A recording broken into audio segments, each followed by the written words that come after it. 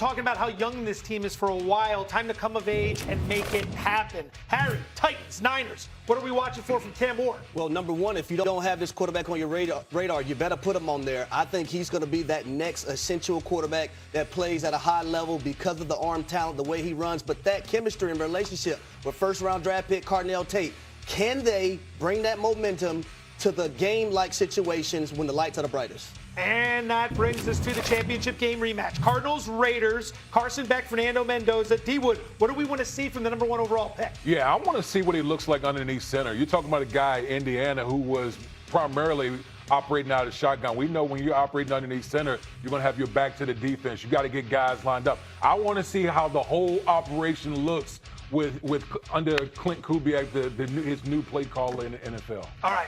Let's talk this game. Sit back, relax, get ready for some football. Practice this if you want. If not, no one's going to fault you for it. We'll start with you. What specifically do you want to see from Mendoza tonight in his NFL debut? Ease. I want to see him be easy in the huddle. Get out of the huddle. Get to the line of scrimmage. Make sure everybody knows what they're doing. Shifts, motions. Take complete control of all of that. And then, be underneath the center like D-Wood is talking about. Execute some of that stuff. Clint Kubiak's not stupid. He's not going to go ask him to do the second, third, fourth level things of this playbook. It'll be very simplified. It'll be under control. They'll move him outside the pocket, give him some of those easy throws. So I want to just see him operate that because to D-Wood's point, he did not do it at Indiana. So that'll give us a starting point of how comfortable is he doing that? And then if there's a moment or two where there's maybe a little bit of a struggle, he doesn't see the guy open. He hesitates. Maybe a ball gets batted down. I just want to see how he responds to that. We watched him do it at Indiana at a high clip. The Oregon game specifically. Yeah, this is a different level, though. I just want to see. I want to see how much that comes easy to him in this first dress rehearsal. If he has a great game, it's one preseason game. If he has a bad game, it's one preseason game. What are you looking for tonight? Well, very rarely throughout a football game does everything go right. Yeah. Dan, you played at a high level. I played at a high level. You played at the middle school level. You played at a high level. You played at a high level. Yo, but you could go in exactly. middle school. But you played. Watch out now. But you played.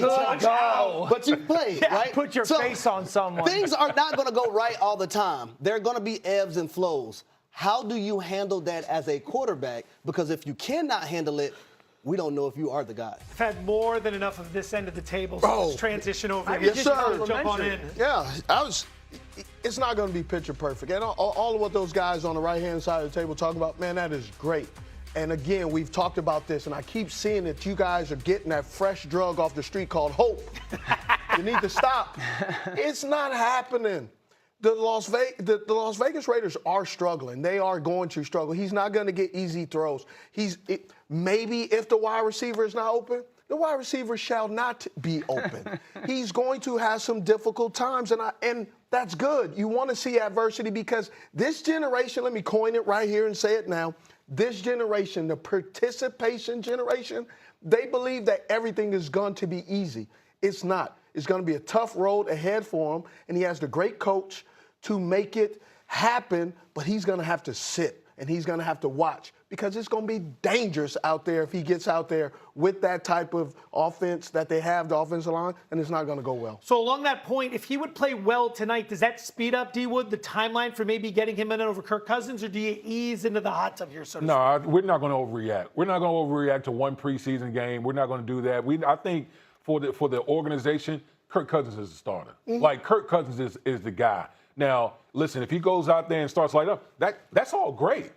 That's just for when his time comes, then he goes out there and play. But I just don't foresee a situation where he goes out here and plays in the preseason, and then all of a sudden he's anointed the starter. I'm of the belief that in this situation with the Raiders, there's really nothing that Mendoza can or should do that changes what your initial plan was when you drafted him in April.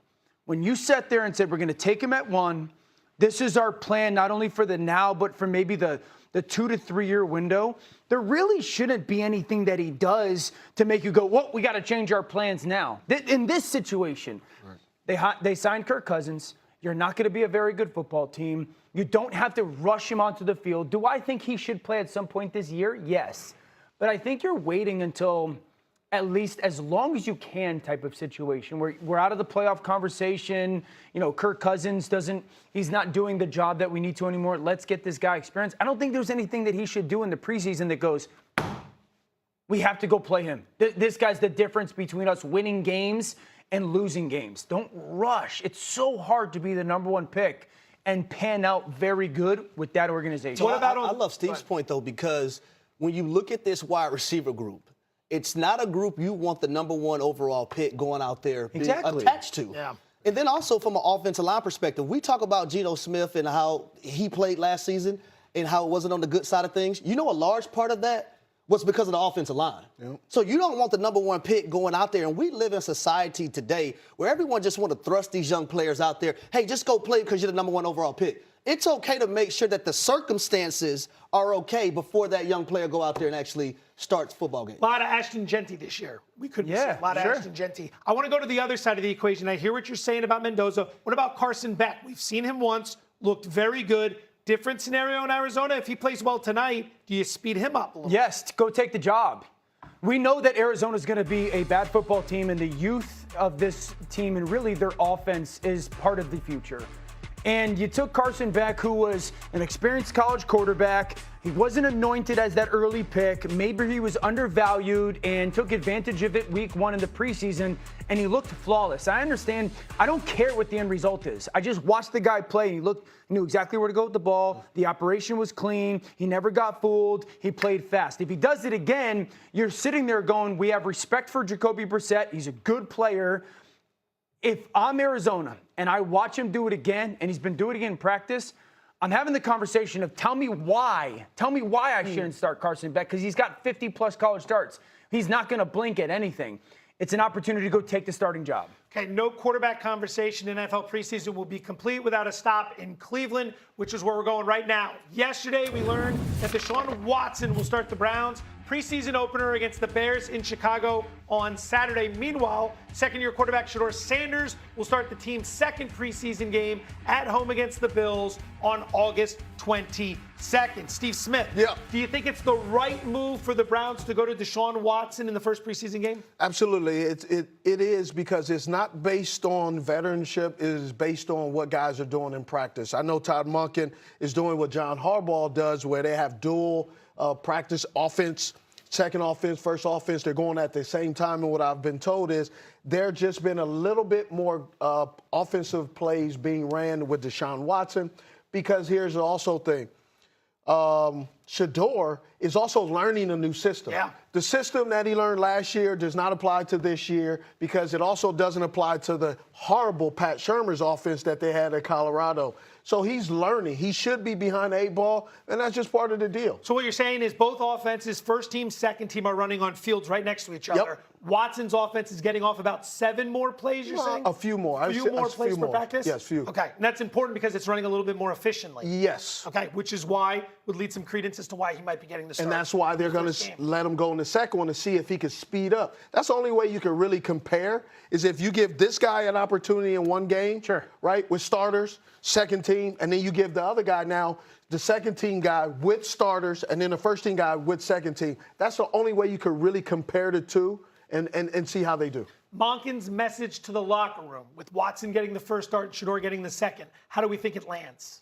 Listen, I think ultimately you have to go out there and earn the job. You know, what you can't do as a coach is you can't anoint a guy if he hasn't truly done it, because you can't fool the players in the locker room. That's the easiest way for a first-year head coach to lose a locker room, by anointing the guy that the players know hasn't earned the job. Josh Allen, Drake May, Bo Nix, Trevor Lawrence, Patrick Mahomes, Lamar Jackson, Justin Herbert. I can keep going. I can keep going. Yeah. It don't matter until you get a quarterback, Cleveland. So for me, understanding Deshaun Watson was remarkable at times in this league. He hasn't played much in 5 years because of production and injury. Shedeur, at least there's an unknown. I sit here and I go, and it's easy for me to sit here. The 26th season doesn't really matter to the Browns. Their front office has told us that. They traded their best player. So until they get a quarterback that they can play games against the Bengals, against the Ravens, against the Patriots, against the Chiefs, and sit there and go, we have a chance at that position, that doesn't really matter. Who is taking what rep? They have to find a quarterback for the future. And until one of those guys steps forward and it doesn't make sense for it to be Deshaun Watson, it doesn't matter. It does, though. It doesn't matter. It does, because you can't sit here and say because they don't have one good player that the other 10 guys are wasting their time. These guys are working their butts off, too. They haven't No doubt. They haven't said they have not said what you've said.